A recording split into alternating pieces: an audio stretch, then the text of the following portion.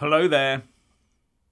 Commentators are still looking for ways that Boris can get round the requirement in the Benn Surrender Act that will force a letter to be sent to the EU Council begging for an Article 50 extension.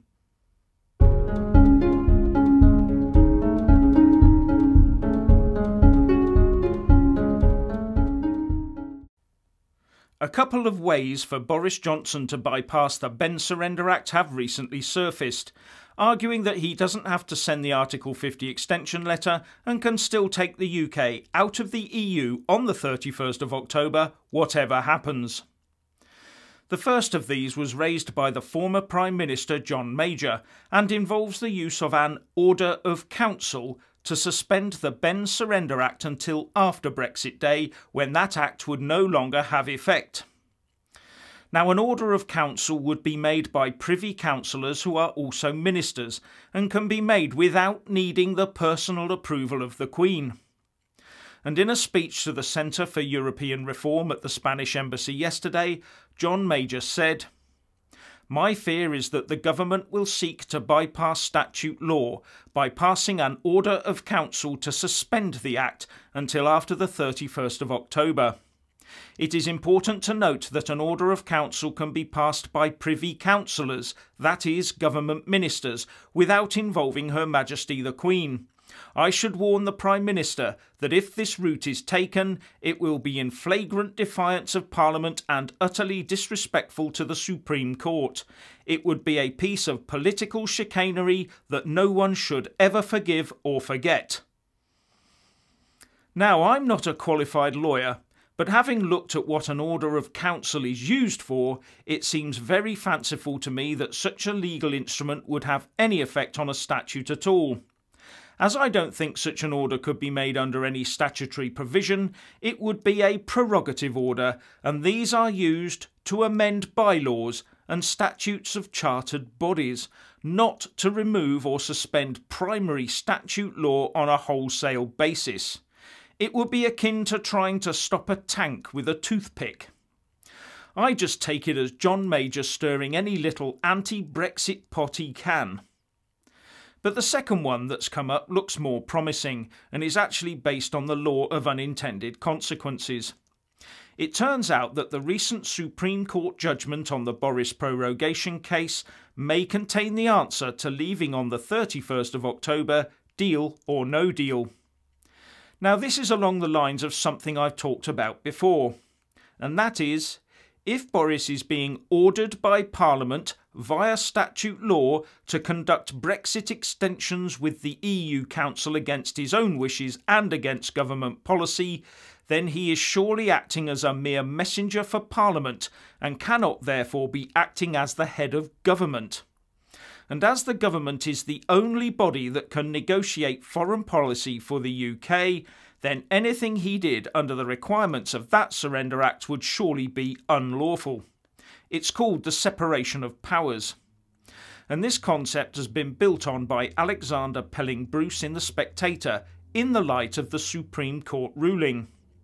And the first thing the author points to is a line buried in paragraph 55 of the ruling that when talking about the executive, which is the government, it says, "Remembering always that the actual task of governing is for the executive and not for Parliament or the courts." And then Pelling-Bruce points out the obvious, that the Surrender Act is so prescriptive that it removes any scope for the Prime Minister to act other than as a parliamentary puppet to the extent that Parliament becomes the government. He then goes on to point to paragraph 46 of the judgment, where it says that government ministers are accountable to Parliament for their actions. And we've heard it before from MPs, haven't we? That MPs want to get back to Westminster to hold Boris and his government to account. But as Pelling-Bruce points out, if Parliament takes on government functions, such as like with the Benn Surrender Act, who will be holding them to account? Who does it have to defend its actions to? And because of this, the Act itself is unconstitutional. And he develops the argument that the courts would need to step in here to decide if powers were being properly or improperly used to overstep the boundaries of the separation of powers. and the separation of powers between government, parliament and the judiciary is one of, if not the, central plank to our constitution. Basically put, the sovereign parliament makes the laws under which we all live. The government then runs the country within that legal framework set out by parliament, and the judiciary ensures we all obey the laws that parliament makes. And for extremely good and obvious reasons, these three powers are kept separate, as anything else will inevitably lead to corruption, nepotism and despotism. To all of this, I would add that the Supreme Court ruling itself makes several references to the separations of powers and says at paragraph 34, "Fourthly, if the issue before the court is justiciable, deciding it will not offend against the separation of powers. As we have just indicated, the court will be performing its proper function under our constitution. Indeed, by ensuring that the government does not use the power of prorogation unlawfully with the effect of preventing Parliament from carrying out its proper functions, the court will be giving effect to the separation of powers." Now, you cannot apply, or more importantly judge, the separation of powers in one direction only. It has to be applied and judged in a balanced and unbiased manner. So to do that, the courts must be as swift to protect the executive from a parliamentary power grab. And you could change the wording at paragraph 34 to suit a ruling on the Benn Surrender Act, and it could read as follows. Fourthly, if the issue before the court is justiciable, deciding it will not offend against the separation of powers. As we have just indicated, the court will be performing its proper function under our constitution. Indeed, by ensuring that Parliament does not use the power of legislation unlawfully with the effect of preventing the government from carrying out its proper functions, the court will be giving effect to the separation of powers. Now, many would answer that Parliament is sovereign and can do what it likes.